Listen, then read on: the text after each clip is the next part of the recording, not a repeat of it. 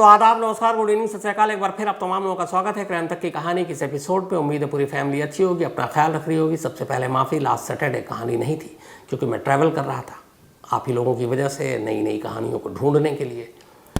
तो अब लेकिन आज हाजिर हूँ, वीक का पहला दिन है। आज की कहानी बेहद दिलचस्प कहानी है।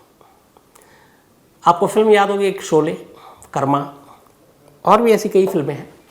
इनकी ख़ास बात क्या है? आपने देखा होगा शोले में अमिताभ बच्चन और धर्मेंद्र यानी जय और वीरू, ये छोटे मोटे चोर थे, क्रिमिनल थे। फिर इनका इस्तेमाल एक इंस्पेक्टर डाकू गब्बर सिंह को पकड़ने के लिए करता है। कर्मा में भी ऐसे ही सज़ा याफ्ता या जेल के अंदर मुजरिम है, और फिर उनका इस्तेमाल कैसे किया जाता है। तो एक क्रिमिनल या फिर एक मुजरिम या फिर अंडरवर्ल्ड से जुड़े हुए या फिर उस फील्ड के लोग बड़े कारगर होते हैं। और असलियत में भी, असली दुनिया में भी ऐसे बहुत सारे किस्से, बहुत सारी फिल्में आपने अलग अलग देशों के एजेंट की, चाहे वो CIA की हो, KGB की हो, रॉ की हो, ISI की हो, है ना, M16 की हो, MI6 की हो, तो मोसाद की हो, तो इन सब के कई बड़े बड़े ऑपरेशन हुए हैं। बट आपने कभी सोचा है कि ये जो एजेंसियां ऑपरेशन करती हैं ये कैसे करती हैं? ये खुद जाती हैं, खुद सब कुछ कर देती हैं, या उससे पहले पूरी एक ज़मीन तैयार होती है? और वो ज़मीन कौन तैयार करता है? इसके अलावा कई बार ऐसा होता है कि ऐसे लोगों का इस्तेमाल ऐसे बड़े बड़े ऑपरेशन में होता है जिनको शायद एजेंसियों से ज़्यादा जानकारी है, और इसीलिए एजेंसियां उनसे मदद लेती हैं। जैसे अक्सर ये कहा जाता है, कई बार ये इल्ज़ाम लगे हैं कि छोटा राजन, जो इस वक्त दिल्ली की तिहाड़ जेल में बंद है, वो हमेशा डी कंपनी के ख़िलाफ़ एजेंसियों की मदद करता रहा, इनपुट देता रहा, जानकारी देता रहा। वैसे ही बबलू श्रीवास्तव, जो इस वक्त करीब 25-27 साल से जेल में बंद है, तो बबलू श्रीवास्तव के बारे में भी कहा जाता है कि एजेंसियां बबलू श्रीवास्तव की मदद लेती हैं अलग अलग ऑपरेशन के लिए, चाहे वो अंडरवर्ल्ड का हो या फिर पाकिस्तान हो, नेपाल हो, बांग्लादेश हो, जो हमारे देश के दुश्मन देश के ख़िलाफ़ साजिशें रच रहे हों, ऐसे लोगों के ख़िलाफ़ उनकी नेटवर्क को तोड़ने के लिए, उनकी इन्फॉर्मेशन सामने लाने के लिए, जो ख़तरनाक है उनको रास्ते से हटाने के लिए। तो ऐसे ऑपरेशन में कहा जाता है कि ये तमाम शुरू से ही कहा जाता है कि चाहे छोटा राजन हो, बबलू श्रीवास्तव हो, ऐसे लोगों की एजेंसियां मदद देती हैं। अब हकीकत में भी ये है कि अगर आप मदद न लें तो फिर शायद आप पूरी तरीके से उस ऑपरेशन को अंजाम ही नहीं दे पाएंगे। और ये मैं क्यों कह रहा हूँ? क्योंकि आज की जब कहानी आप सुनेंगे तो सुनने के बाद आपको इस बात का एहसास होगा।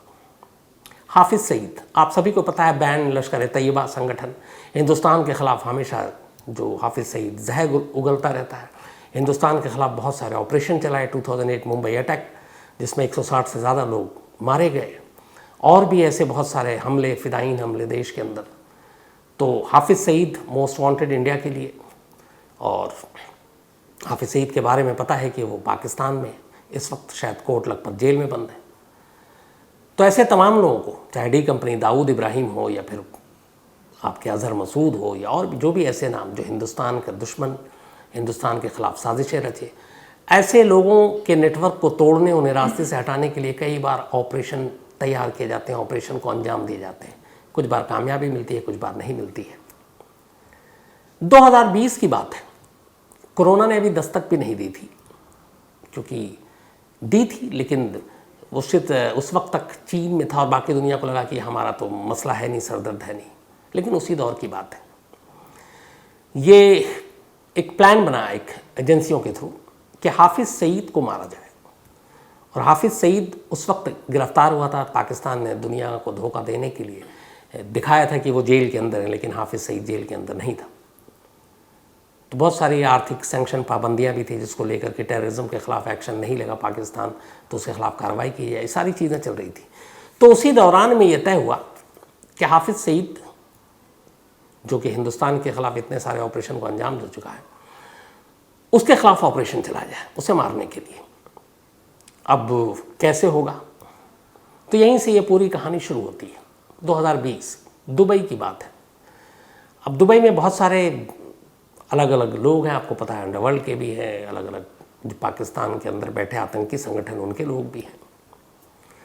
तो वहीं पे एक एजेंसी ने, अपनी एजेंसी ने यह तय किया कि कुछ लोगों को ये काम दिया जाए और हाफिज़ सईद का काम किया जाए। अब कैसे? तो उसकी पूरी प्लानिंग होती है। सबसे पहले दुबई की जेलों में बंद ऐसे पाकिस्तानियों को ढूंढा जाता है जो किसी क्रिमिनल केस में बंद नहीं है, जो किसी टेररिज्म के केस में बंद नहीं है, बल्कि फ्रॉड या बाकी चीज़ें या गबन कुछ और ऐसे मामले, और उनको बहुत ज़्यादा लंबी सज़ा भी होनी है, कुछ साल या उसके बाद वो छूट कर भी आ जाएंगे। तो यहीं से शुरू होता है ये पूरा खेल। एजेंसी के थ्रू दुबई में बंद जेलों में ऐसे पाकिस्तानियों की खोज होती है जिन्हें जेल से बाहर निकाला जाए और जिनका क्रिमिनल रिकॉर्ड नहीं है और जो क्रिमिनल केसेस में जेल में नहीं गए। ढूंढते ढूंढते आखिरकार एक शख्स मिलता है, एक पाकिस्तानी जो जेल में बंद था। पता चला कि उसकी रिहाई पे इतने पैसे खर्च होंगे, कई लाखों में थे।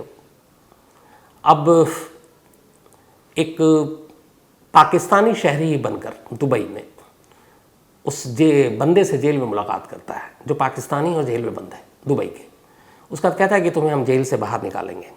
वो बड़ा खुश हो जाता है, वो जेल से बाहर आ जाता है, पैसे खर्च किए जाते हैं।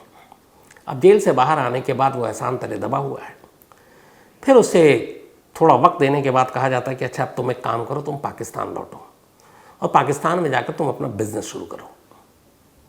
अब वो और खुश होता है, फिर कहता है कि उस बिज़नेस में लेकिन हम पार्टनरशिप होंगे। चलो तुम्हारे पास पैसे नहीं है, 75% फाइनेंस हम करेंगे, 25% तुम्हारा होगा। तो पाकिस्तान पहुंचो और लाहौर में एक बिज़नेस शुरू करते हैं। अब ये सारी चीज़ें उस पाकिस्तानी को पता नहीं है जो जेल से छूटा है या जिससे छुड़वाया गया है, और उसे ये भी लग रहा है कि ये अपने ही मुल्क का है। अब वो पाकिस्तान पहुंचता है। वहाँ जाने के बाद अब उसे दूसरी हिदायत, हुक्म दिया जाता है कि काम करो, इस बिज़नेस के लिए एक घर और ऑफिस लो, लेकिन जो ऑफिस और घर हो वो लाहौर में जौहर टाउन के करीब हो, इर्द गिर्द हो, बल्कि उनका जो एक board of revenue housing society है वहीं पर लिया जाए। अब जौहर टाउन वहाँ पे लेना है, और वो भी कि इतने मीटर के दायरे के अंदर ढूंढना ऑफिस। अब उससे सामने वाले को कुछ पता नहीं कि ये हो क्या रहा है। अब वो जाता है जौहर टाउन के पास, वो एक किराए का घर ढूंढता है, मिल जाता है, करीब 60-70 हज़ार या जो भी रकम थी। अब वो आराम से वहाँ रह रहा है। अब उसे कहा जाता है ऑफिस ढूंढो। फिर उसे कहा जाता है कि यहाँ पे जो मस्जिद है, थोड़ा मस्जिद में भी जाओ, नमाज़ पढ़ो और देखो वहाँ कौन कौन क्या कैसे लोग हैं। वो जाता है तो उसे बड़ा अजीब लगता, देखता मस्जिद में जाने के लिए भी आईडी देखा जा रहा है। अब आम तौर पर अल्लाह के घर में जाने के लिए कोई आईडी और प्रूफ तो मांगता नहीं है। तो उसे लगा कि कुछ वीवीआईपी लोग हैं यहाँ पे, लेकिन अभी भी उसे कुछ पता नहीं है। फिर अब वो घर ले चुका, उसके बाद अब उसे कहा जाता है कि तुम दफ्तर लो।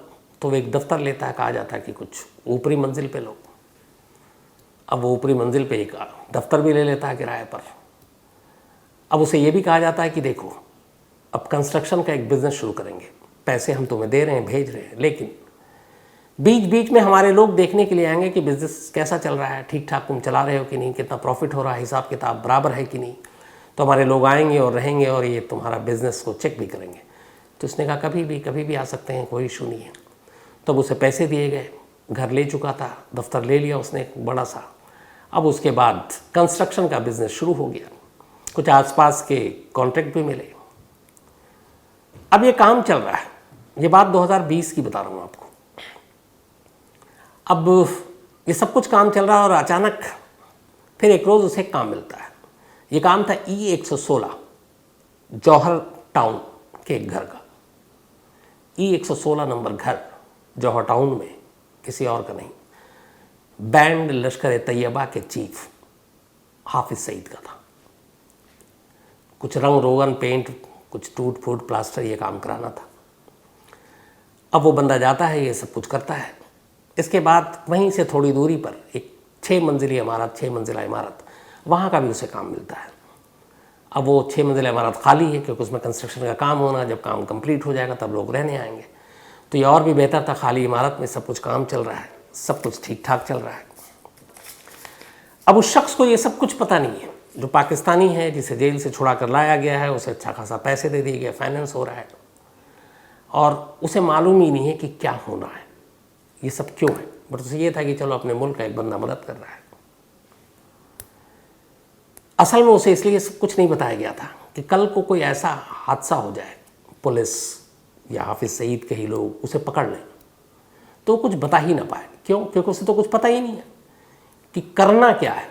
उसे तो ये है कि भैया हमारे एक फरिश्ता बन के जेल से छुड़ाया, उसके बाद यहाँ लाया, पैसे दे रहा, उसने बिज़नेस शुरू किया, हमारा बिज़नेस ठीक चल रहा है, किराए का घर लिया है, ऑफिस है, पैसे भी आ रहे हैं, तो कोई और पता ही नहीं है कि प्लान क्या है। तो जब प्लान ही पता नहीं तो किसी के लिए भी ख़तरनाक नहीं हो सकता। अब ये सब कुछ चल रहा है, सब कुछ ठीक, इधर बीच बीच में कुछ लोग जाएं जिन्हें असली काम करना है, वो जाएं, 1 2 3 दिन ठहरें और रैकी करें। अब जो ये जौहर टाउन में हाफिज़ सईद का घर है, ये घर 4 तरफ से है, इसके 4 रास्ते हैं, 3 रास्ते हमेशा बंद होते हैं, एक रास्ता खुला होता है। इसकी वजह है कि उस कॉलोनी में बाकी लोग भी रहते हैं, उनका भी घर है, और वहाँ पे बाकायदा पाकिस्तानी सिक्योरिटी गार्ड जो उनको मिला हुआ है हाफिज़ सईद को, वो सब भी है। तो वो जो एक रास्ता खुला हुआ है उसी से आम लोगों का भी अंदर आना जाना है, पहरा वहाँ पे भी है। तो वही लोग जा सकते हैं जो उस कॉलोनी के इर्द गिर्द या वहाँ पे रहते हैं।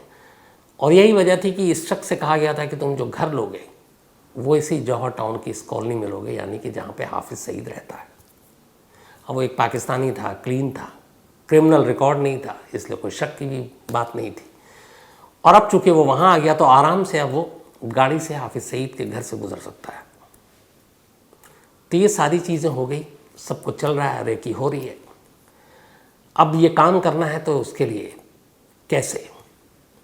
हाफिज़ सईद के पास एक कार है, बहुत सारी कारें, एक टोयोटा कार, सेम कलर का, सेम मेक, वैसी एक टोयोटा कार का इंतज़ाम किया गया। अब उस कार को वहाँ पे लाने के बाद 6 मंजिला इमारत खाली है, लोग है नहीं, तो अब आराम से वहाँ बहुत कुछ हो सकता है। तब उस 6 मंजिला इमारत में उस कार को लाने के बाद उस कार को कार बॉम्ब बनाने की तैयारी की जाती है। लगभग 300 kg, 300 किलोग्राम PNT, RDX, अलग अलग विस्फोटक गाड़ी के बोनट में, सिलेंडर से लेकर छत, दरवाजे, इन सब में फिट किया जाता है। अब ये करीब 300 kg, गाड़ी का वेट भी बढ़ गया। अब बारूद और बाकी चीज़ें, उसमें स्मेल भी आती है बारूद की। अब इसके बाद गाड़ी की रफ्तार भी कम हो जाती है, अब 30, 35, 40 से ज़्यादा आप गाड़ी नहीं चला सकते। और सबसे बड़ा ख़तरा ये है कि इस कार का एक्सीडेंट हो जाए या कुछ हो जाए तो फिर धमाका, और इतना बारूद है कि 30-40 घर को तो ले उड़ेगा। तो प्लान यही था कि इस गाड़ी को E116 यानी कि हाफिज़ सईद के घर के दरवाजे पर ले जाकर टक्कर मारनी है, और इसके साथ ही उसके आसपास के और भी कई घर उड़ जाएंगे और हाफिज़ सईद के बचने की कोई गुंजाइश ही नहीं रहेगी। तो ये सारा काम चल रहा है, उस लोकल की मदद भी हो गई, गाड़ी के बम भी तैयार हो रहे हैं। अब ये है गाड़ी वहाँ तक पहुँचाएगा कौन? अब इसको टकराना है तो टकरा कर वो उतर के भाग तो नहीं सकता है, सिक्योरिटी है।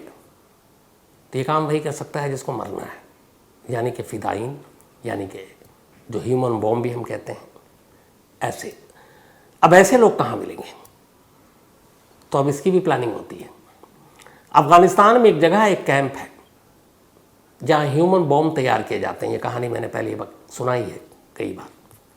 ख़ास तौर पर बच्चे, नौउम्र, जो ज़्यादा पढ़े लिखे नहीं, उनका ब्रेन वॉश होता है कि तुम्हें जिहाद करना है, जिहाद करोगे और उसके बाद तुम मारे जाओगे तो तुम शहीद होगे, फिर तुम जन्नत में जाओगे, ये सारी चीज़ें।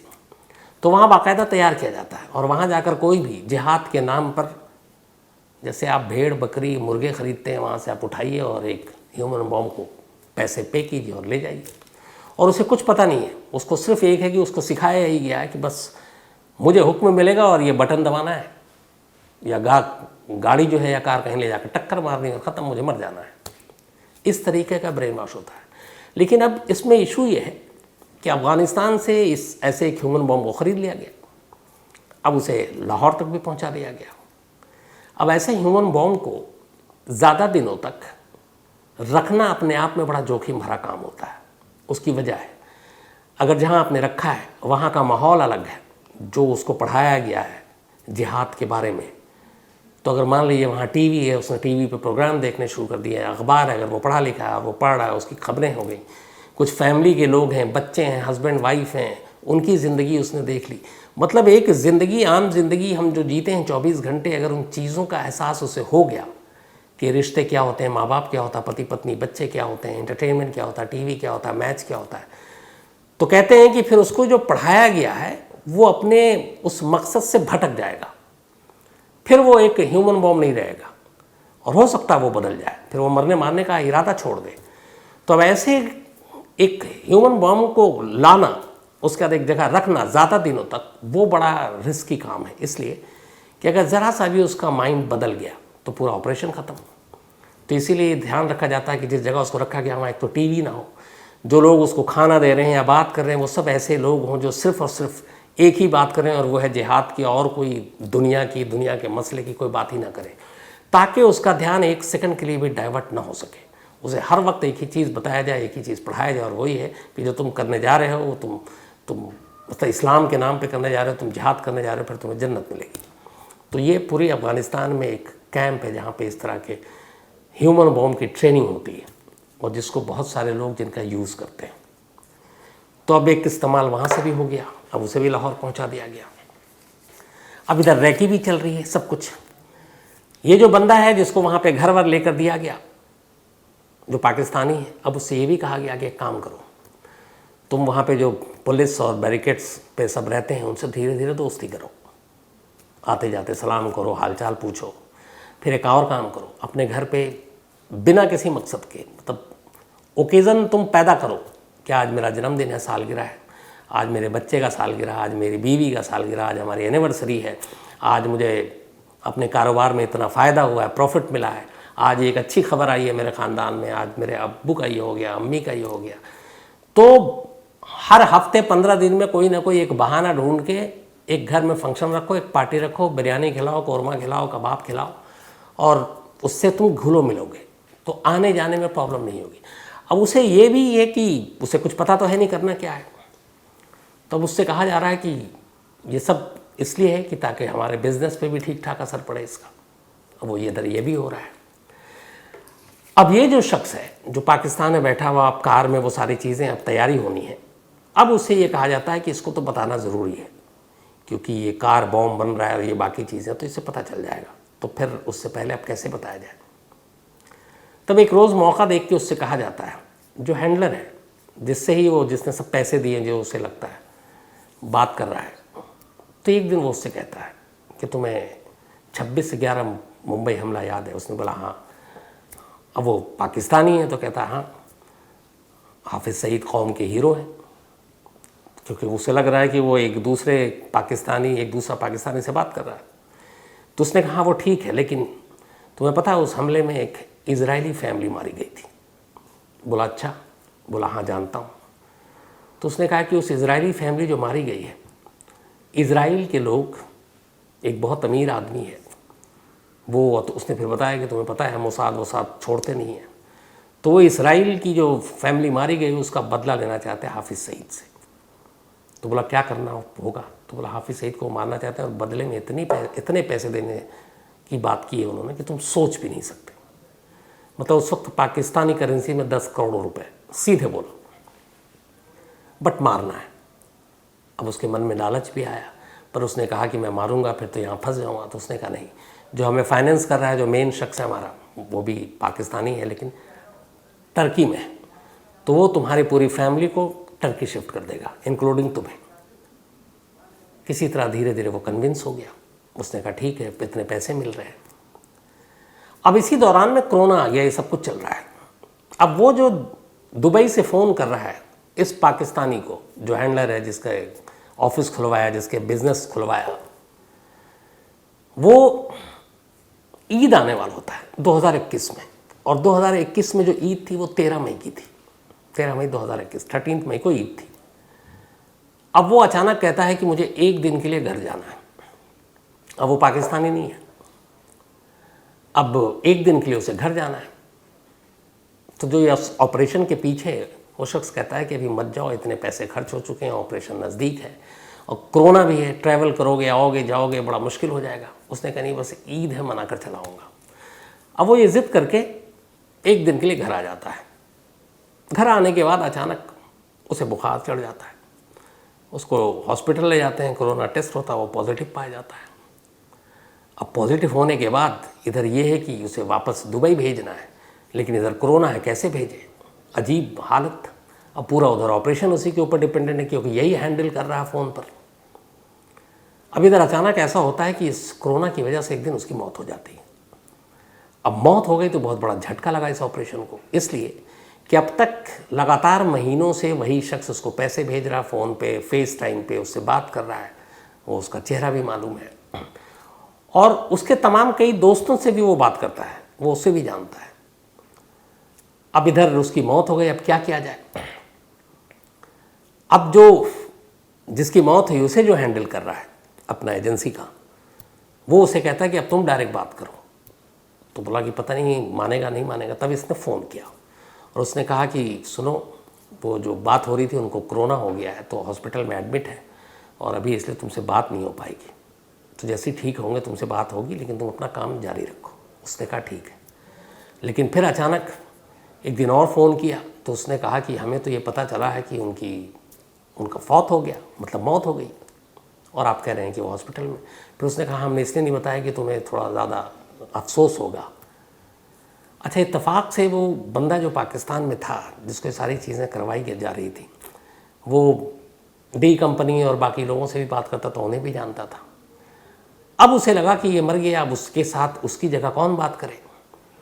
अब जो मेन है वो बंदा सामने आता और फ़ोन पे बात करता है, कहता है कि देखो मैं ही हूँ जो फाइनेंस कर रहा हूँ, मैं। उसने अपने आप को तुर्की में बताया रहता हूँ, पाकिस्तानी हूँ। उसने कहा अब ये काम करना है। तो उसने कहा भाई पहले पैसे दे दो, जो बात हुई है 10 करोड़ की। तो उसने कहा पैसे तुम्हें मिल जाएंगे, पहले काम तो करो, क्योंकि अभी वो हमें इजरायली देगा पीछे से, तो हम तुम्हें आगे से देंगे। अब तक इस पर इतने पैसे खर्च हो चुके हैं, गाड़ी से लेकर तमाम चीज़ों पर। तो ये सारी चीज़ें चलती रही, लेकिन उसे अब उस कोरोना की मौत के बाद उस शख्स जो अब तक हैंडल कर रहा था, उसे अब कुछ डाउट होने लगा। ये बात उसने उसके अपने कुछ रिश्तेदार थे पाकिस्तान की पुलिस में, उनसे शेयर कर दी। इसके बाद उसने कहा कि ये तो बड़ा मामला, अगर हाफिज़ सईद के लोगों को पता चला तो तू तो गया। फिर वो उन लोगों को लेकर हाफिज़ सईद के पास जाता और कहता है कि आपकी जान को ख़तरा, आपके ऊपर अटैक होने वाला है। पर वो लोग इसको सीरियसली नहीं लेते, लेकिन वो बताता है कि देखिए हमने यहाँ पे घर लिया, ऑफिस लिया, सिर्फ इसी सब के लिए। तो बस उसको ये कहा जाता है कि तुम बेटा यहाँ से फ़ौरन निकल लो और इधर मत आना इस महल्ले में। अब इधर से ये बात हो रही है कि उससे कांटेक्ट किया जाए। अब ये शक हो गया कि शायद उसने खुलासा कर दिया। अब ऑपरेशन अधर में लटक गया। अब क्या करें, इतना सब कुछ टाइम वेस्ट, सब कुछ हुआ, पैसे लगे हैं। आनन फानन में अब ये होता है कि दो ऑप्शन थे, एक तो ऑपरेशन को कैंसिल करो और दूसरा ये था कि नई टीम बनाओ। कैसे इतनी जल्दी बनेगी? लेकिन सबसे बड़ा रिस्क ये था कि जो 300 किलो के बारूद से भरी हुई कार जो खड़ी है, उसको कैसे डिस्ट्रॉय करें। अगर उसको कहीं यूं ही ब्लास्ट कर देते हैं तो ना मालूम कितने लोग मारे जाएंगे, और पकड़े गए तो और उल्टा फिर बहुत सारे लोग फंसेंगे, और यूं उसको छोड़ भी नहीं सकते हैं। तो लास्ट में तय हुआ कि एक दूसरी टीम जो है इस काम को अंजाम देगी, इस कार को लेकर। लेकिन अब ये हो गया कि चूंकि इधर सब कुछ हो गया, इधर सिक्योरिटी टाइट हो गई, अभी 116 के दरवाजे तक पहुंचना नामुमकिन था। गार्ड और ये पहरे सब कुछ बढ़ गए। तो फिर ये हुआ कि जो मेन गेट है वहाँ से करीब 40 से 45 कदम की दूरी पर है ये 116, यानी कि हाफिज़ सईद का घर। तो इस कार को मेन गेट से ही टकरा देंगे, और ये था कि शायद 40-50 कदम की दूरी पर उस घर तक भी इसका असर होगा, क्योंकि बारूद इतना है। फिर यह आया कि इसमें बहुत सारे बेगुनाह लोग मारे जाएंगे। तो पहले तय हुआ कि शाम के वक्त ये धमाका करेंगे, लेकिन हुआ कि नहीं, शाम के वक्त तमाम लोग होते हैं। फिर ये हुआ कि आम लोगों को नुकसान ना हो, बच्चे और बाकी जो फैमिली हैं, औरतें हैं। तो 11 बजे का वक्त चुना गया, 23 जून 2021, 11 बजे, इसलिए कि सब स्कूल चले जाते हैं, बाकी लोग अपने घर में होते, सड़क पे कोई होगा नहीं, खाली रहता है। तो 11 बजे 23 जून वक्त चुना गया, और 23 जून की सुबह 11 बजे वही टोयोटा कार ले जाकर उस E116 के एक गेट के बाहर, करीब जो 40 से 50 कदम की दूरी पर था, टकरा दिया जाता है। एक ज़बरदस्त धमाका हो जाता है। हाफिज़ सईद के घर की खिड़कियां से लेकर बाकी सारी चीज़ें भी टूट जाती हैं। 3 लोगों की जान जाती है, करीब 24 घायल हुए थे।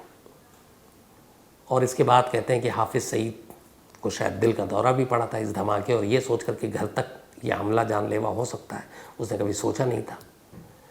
तो ये सारी चीज़ें हुई। ऑपरेशन हालांकि कामयाब नहीं हो पाया, लेकिन आज भी ये मानना है कि अगर कोरोना से उस शख्स की मौत ना होती तो शायद कहानी कुछ और होती। लेकिन जिस तरीके का ये ऑपरेशन बनाया गया था, वो ऑपरेशन अपने आप में बेहद कामयाब था आखिरी वक्त तक। लेकिन बस एक जो किसी के हाथ में नहीं था, न कोरोना किसी के हाथ में था और न मौत जिसकी कोरोना से मौत हुई। बाद में फिर उस शख्स को ही पकड़ लिया गया जो ये पूरे घर में, चूँकि अब धमाका हुआ तो क्लियर हो गया कि वो सच कह रहा था। फिर उस पाकिस्तानी को पकड़ा गया, उसके 3-4 साथियों को पकड़ा गया। 4 लोगों को हाल में कुछ वक्त पहले पाकिस्तान की अदालत ने सज़ाए मौत, फांसी की सज़ा दी। इसमें एक महिला भी शामिल थी जो उनकी साथी थी, उसको 5 साल की सज़ा सुनाई गई। और हाफिज़ सईद कोट लखपत जेल में, और इसके बाद से उसकी सुरक्षा और बढ़ा दी गई। हालांकि पिछले काफ़ी वक्त से हाफिज़ सईद को देखा नहीं गया है।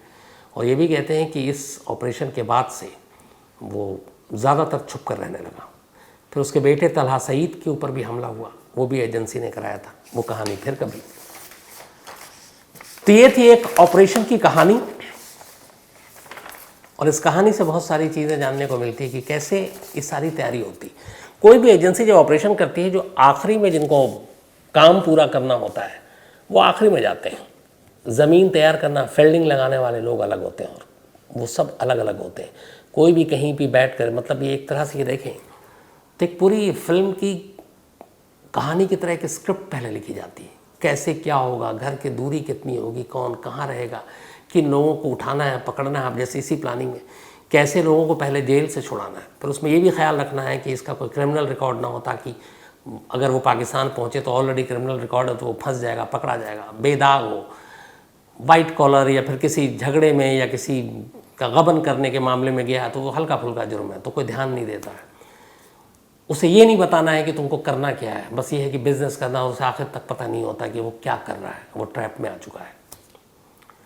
तो ये सारी वो चीज़ें होती हैं जिसके बाद एक ऑपरेशन अंजाम तक पहुंचता है। और ये कहते हैं कि ऐसे ऑपरेशन के लिए सिर्फ एजेंसियां ही अपने बलबूते पर इसको अंजाम नहीं देती। इसके लिए ज़रूरत होती है उन लोगों की जो उस इलाके में उसके करीबी लोगों को, या फिर जैसे डी कंपनी है तो डी कंपनी के लोग, या फिर क्रिमिनल हैं तो क्रिमिनल के लोग, या फिर इस तरह के ऑपरेशन को अंजाम देने के लिए अलग अलग देशों में जिनके अपना नेटवर्क है, ऐसे लोग बड़े कारगर होते हैं किसी भी देश की एजेंसी के लिए, किसी भी देश की जांच एजेंसी के लिए। तो आज की ये कहानी कैसी लगी आप ज़रूर बताइएगा, अपनी राय दीजिएगा, ताकि फिर मैं ऐसे कई ऑपरेशन की और आपको कहानी सुनाता रहूं। फिलहाल कहानी में इतना ही, लेकिन अब वही अपना सिलसिला। तो आज हमारी क्राइम टीम की मेंबर मनीषा झा, इनका जन्मदिन है और बहुत मेहनती है मनीषा।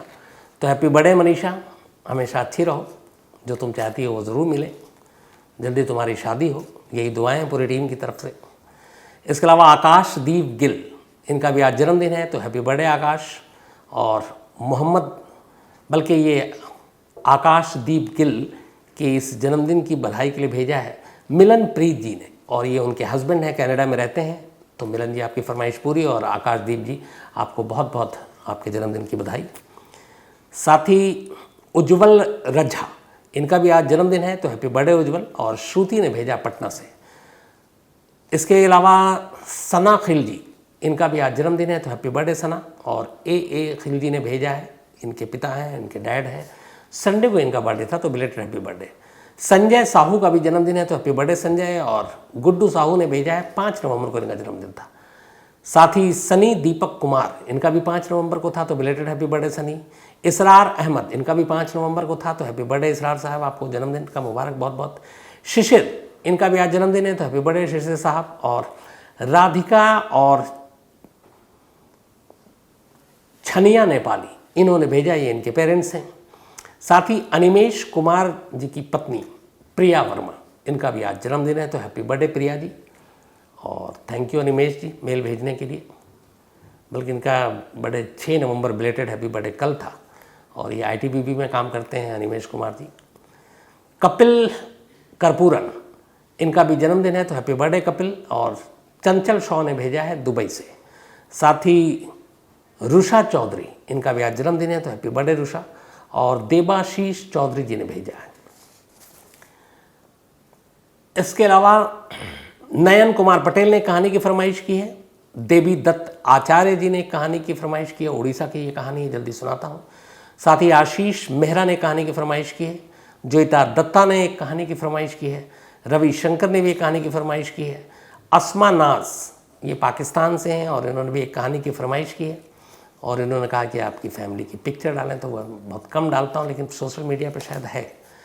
इसके अलावा नाशिद अख्तर की ने भी एक कहानी की फरमाइश की है। Shrichand Godara, thank you so much आपके मेल के लिए। सनी कोरी ने एक कहानी की फरमाइश की है। Dinesh Vishwakarma, thank you so much. साथ ही बलराज सिंह, और मेरी दुआ है आप जल्दी से जल्दी अपना घर ख़रीद लें। ये लंदन से हैं और इन्होंने बुलाया, तो आप जैसे ही आप घर ख़रीदें शानदार, उसके बाद पार्टी दीजिए, फिर आता हूँ। दुर्गानंद शर्मा, इसके अलावा दिलीप सिंह भाटी, इन्होंने कहानी की फरमाइश की है। मनदीप कौर, इन्होंने 2 कहानी की फरमाइश की और नाराज़ भी हो गई कि आप मेरी फरमाइश पूरी नहीं कर रहे हैं, तो मैं जल्दी करूँगा मनदीप जी। साथ ही धजबीर रावत, इन्होंने भी एक कहानी की फरमाइश की है और ये चंबा से हैं, and thank you so much आपके मेल के लिए। कीर्ति, इन्होंने भी एक कहानी की फरमाइश की है। तो आज कहानी में इतना ही। अब आपसे मुलाकात होगी कल रात 9 बजे किसी नई कहानी के साथ। तब तक अपना ख्याल रखिएगा। Thank you very much.